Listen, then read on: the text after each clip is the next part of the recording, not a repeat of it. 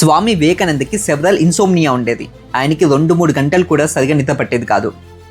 ఇదే కాకుండా ఆయనకి అరౌండ్ 30 yearsకే డయాబెటీస్ కూడా వచ్చింది. ఆయనకి 10కి పైగా ముఖ్యమైన ఆరోగ్య సమస్యలు ఉండేవి. Asthma, heart problem, kidney problem, liver problem ఇవన్నీ ఉండేటప్పటికీ ఆయన వెస్ట్లో వేదాంత సొసైటీని స్టార్ట్ చేశాడు. ఆయన పెట్టిన రామకృష్ణ మిషన్ ఈవెన్ 100 ఏళ్ల తర్వాత కూడా ఎన్నో మంచి పనులు చేస్తుంది. అసలు ఇదంతా ఇప్పుడు మీకు ఎందుకు చెప్తున్నా అంటే, మనకి కొద్దిగా ఆరోగ్యం బాగాలేకుంటే చాలు బాగా నిరాశ చెంది అసలు ఎందుకు ఈ పెయిన్ఫుల్ లైఫ్ అని కూడా అనుకుంటూ ఉంటాం.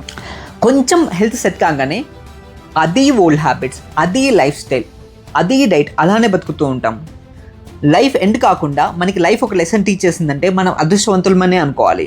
కనీసం అప్పటి నుంచి అయినా సరే మనం లీడ్ చేస్తున్న లైఫ్ స్టైల్ అది కరెక్ట్ అయినా, మనం ఓవర్గా సోషల్ మీడియా డిస్ట్రాక్షన్లో గడుపుతున్నామా, అనవసరమైన స్ట్రెస్ తీసుకుంటున్నామా, మనకు కావాల్సిన ఏవైతే లైఫ్కి మీనింగ్ ఇస్తాయో వాటికి తగినంత టైం ఇవ్వట్లేదా అని అప్పటి నుంచైనా సరే ఆలోచించుకొని రైట్ చాయిసెస్ చేసుకోవాలి.